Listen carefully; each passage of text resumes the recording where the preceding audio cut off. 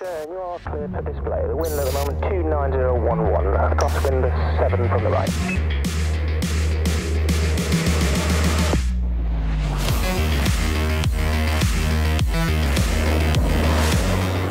So I think when we look at leadership, I think one of the most important traits of a leader is to be transparent, to have integrity, and to build trust within their teams. And I think creating the environment whereby people openly trust you and creating the space therefore as well. Because trust is not something that you can just create immediately. It can take years and years to build, and you can break it very, very quickly. So I think actually having that honesty and that integrity as a leader is very, very important. And I want to talk about the humanising of safety. So as leaders we tend to focus on audits, risk assessments, lead and lag indicators. But what about those things we can't measure, psychological aspects? How does our teams feel, the individuals? How do our decisions affect people? How do we investigate incidents? Are we brutal? Do we put blame, apportion blame on people? And then how do we look at the culture? Because we can only develop culture as leaders. And if we start bringing that open and honest discussion into our organisation, no matter what level of leadership you are, I think you have a much open culture in the organisation where people can talk about it and shift the culture forward. People it's attracting and the culture that it has. Mental health, well-being, openness that we're...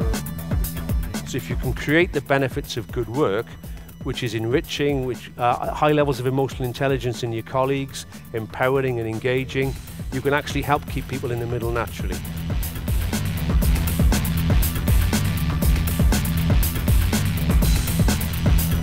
When something unknown comes to us, we need to be really prepared to tackle that, and then we have the resiliences. And I think it comes back to the relationship that we have built long time before and how that is created. And we need to be mindful about how we create those relationships.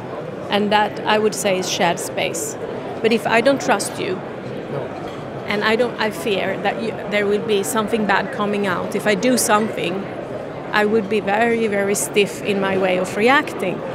And that would be part of starting a trajectory that will lead to an accident.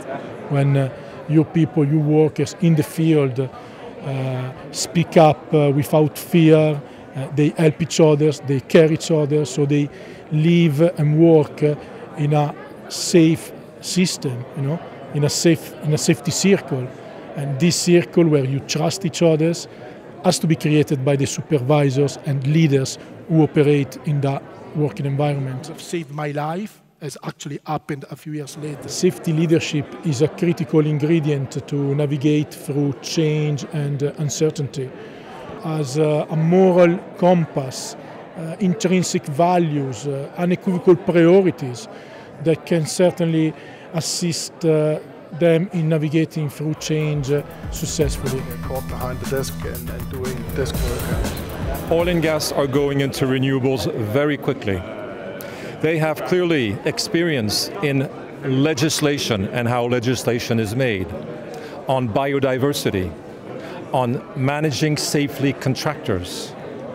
And those type of topics are the real challenges of renewables. There is not always legislation for new renewables technology. There are a lot of new contractors and youngsters in renewables that will get hurt if they don't understand how oil and gas has worked. So I really recommend that renewables reach out, get together with oil and gas in industrial associations.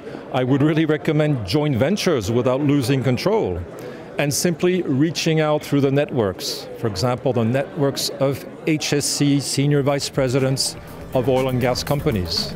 That would be my recommendation. You can mess about with time.